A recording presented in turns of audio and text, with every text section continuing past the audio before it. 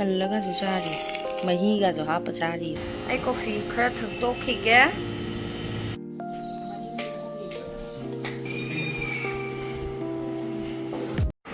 Hi guys, good morning mayam. Good morning. Ngasidi aina detox water je semebako. Walking chtlure halae aduduga breakfast kaika lorakanda thaknabne aina detox water je seme. Sia sit khara hapsalaga thabi adagi ginger lemon khara hapsalaga seme sije khumjala thamgrage aduduga a day in my life namjarake kai tawge do. Aigi morning drink thakraba matungda ai coffee ama again seme coffee spoon ama hapchalaga sijina kangha ngongna sema inebako sida khomthokbi khara laireng han mama hoina hapakpada tangkhan cha tangkhan thambanebako si kangha ngorani aduga bungo manak chatoine ngasidi parents meet taebako aduna bungogi fried rice kumba kaigumba khara sembirani aduga angang unaba chatlani aije phi ju kanna washing machine da hapamine Silere, machine juga na phong le. Ai coffee khara thaktokhige. Breakfast na tamo walking hala kan charane bako.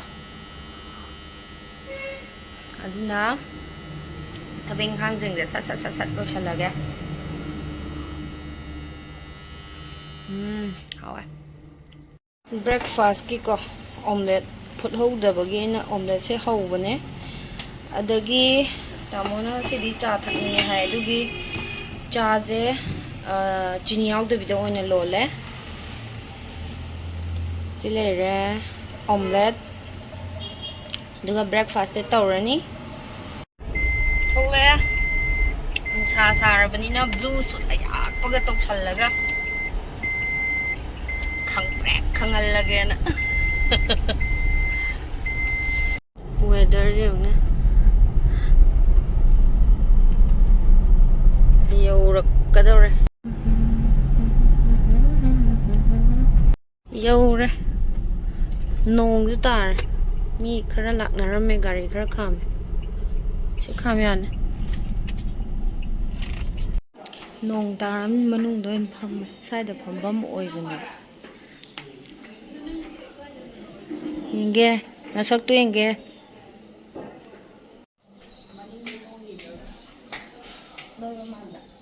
Nuôi để ra.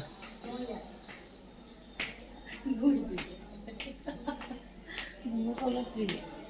Xét là cái tùy nó mà là tôi thì khi thật tại sao mà cả đấy vậy? Cái hôm này sao cái nó phát rồi bung à? Sao cái phát một gì?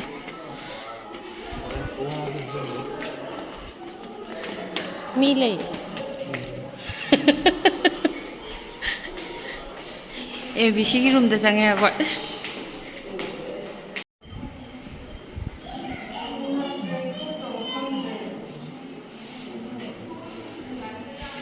Nó ơi chắc là gì?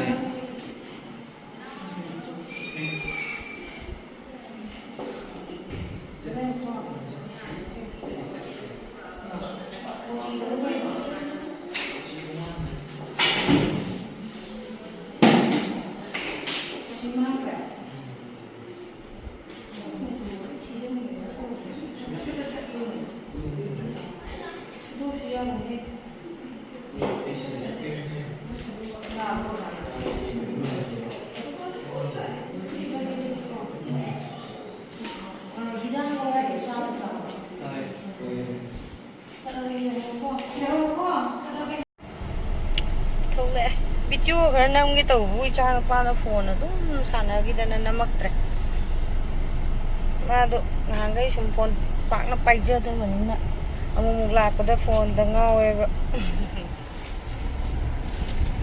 thokle thok tu toi tawre yumda khoi je la adugi angang ma sa ngai school dai lo bi ruine school halakwa timing yore na ta chat piru ke tau bane kuire ba unadaba dugi chatluge tau bane sinau go thengna ta kuire phone ga wai sana de andaki thabak chin bai ma jo angang anu go chin ba chin ban dak se angang ju si de leiramme mai muthat pa gi pungma mam Angang macha sida leirame.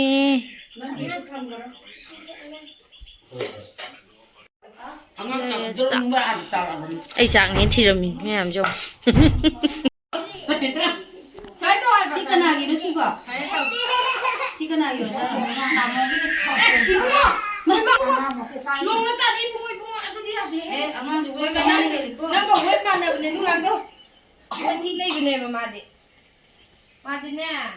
Wet yam lei bene es ma bu kai ga la tong ka la di di. La. Nan thu ni to ko to nan thu ni. Mo sa ma sangare. Asa nang gi boxing to to salu ne. Ka ro jin video to salu ba. Ate to salu ta. Ai taro ke sanang anta nga ko yeng ge. Yes yo ma to ko ko. Cây không ăn ấy sao đi này yêu em đi yêu ma tộc thật không hết nà nhỉ nãy ngày này biết tộc thật luôn đấy bác sao mai cũng thì là tên hay kia tên này này đấy chị sao đâu vậy chứ hết sao cả iman nó cũng luôn sang gitu đấy nha nó nghiêng cái nghiêng mình nó nghiêng mà vậy nó năm đâu năm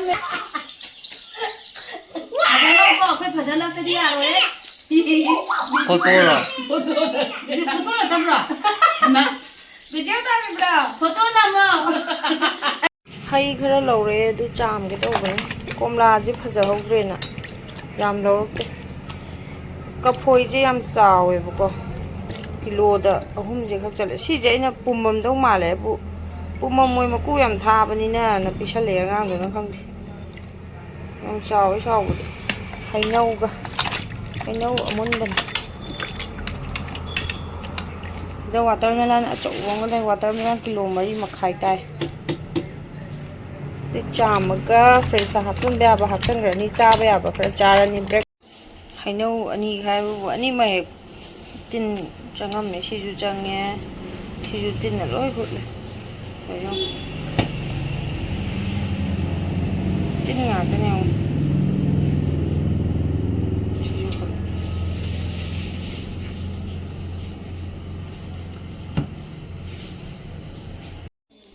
dang waram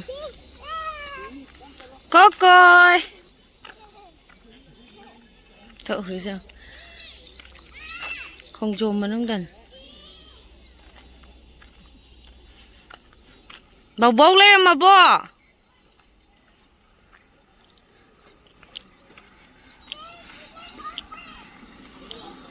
Sudah lah. Dukaan uya deh mak. Dukaan lom jeng grisi deh. Hui. Hút tao hút ma hay nông nè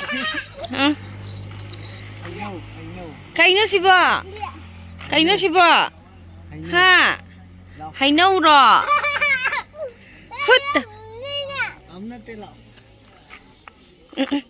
mày ma puran lupa này xí đi hay nâu các tôi đấy ima hay nâu cây la sa la pa la rồi la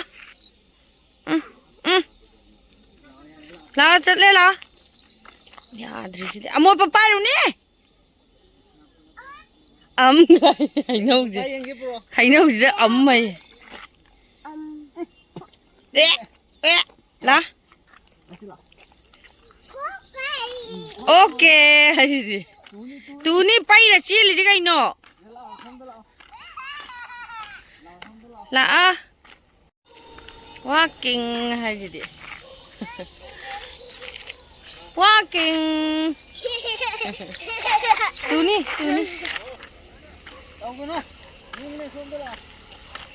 hi walking thong lak pan này angang hak tang san han gen na ku thok pirak pan 3 walking chelo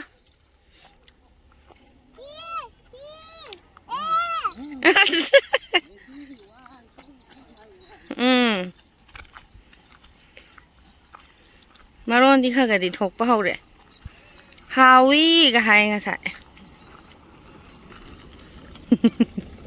chelo, walking chelo, ok, Okay hajin. Chong male. Hun ngam mo ye chong male. Chong we ba.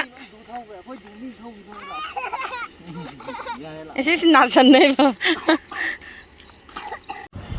ngasidi oven ahanba sangage aduna yen yairage na yaiba hore sak thongaroibako ngasidi aduna aina sum kai chaba yabada sum khara sembane Masakse.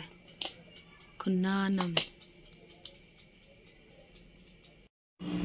Yaiba hore. Aina mahi tadanam ne foil paper do hapane. Asta manungda ungize asida taraga thillaga yairasu yaibako do ina sida dum tray da dum hapaga yaire. Ngasigi dinner si aina pani puri sembani ko sina imli pani ne ba mitha thumba sijina masagi packet ta yorokpa kaino dugi mixture dugi ising ne ba kaino phadi gong khaga hapke tor ka sida laire puri icha thoina thugai ni sida icha thoi ha hajin sida na magi alu morok haptaba alu ga hawai thak ka toroga semba piduni sidana akhoigi as bujia mem hapjalame tamona sidana akhoigi alu ga hawai thak ka moro athk paga toroga seme wow how bra sha yeah sing daga ma sing yamalet hangamoye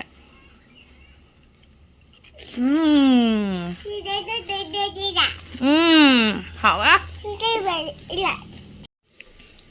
cần là cái sao gì mà hi cái sao hấp sao gì mà how bra hoi hay à hoi hay gì đi how bra mà hi ta đấy rồi bốc thua thì mà hay dân cái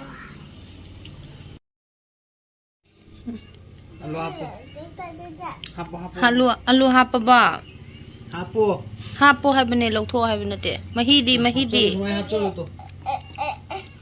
hapo to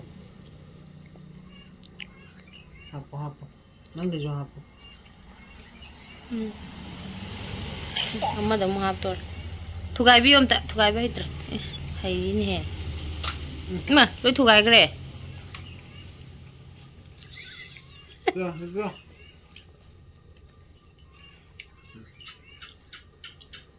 Có triệu.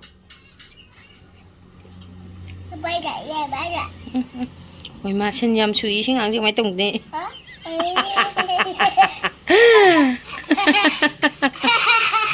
Cha ra. Tao. How bro. Hoi hay rồi. Hoi. Adu mai paisa la thugai bia de sumaina ne mama take sumaina ne sida namaga ne sida thugai ga daba sumaina haira ba hapo mahi ga chaning mare Cha de irak toi aina kaino mangi mahi sem gi ben da pani puri do khara ga taw do ok trebe khara amaga tawrage ngasai tawgi bai thawni ko se taw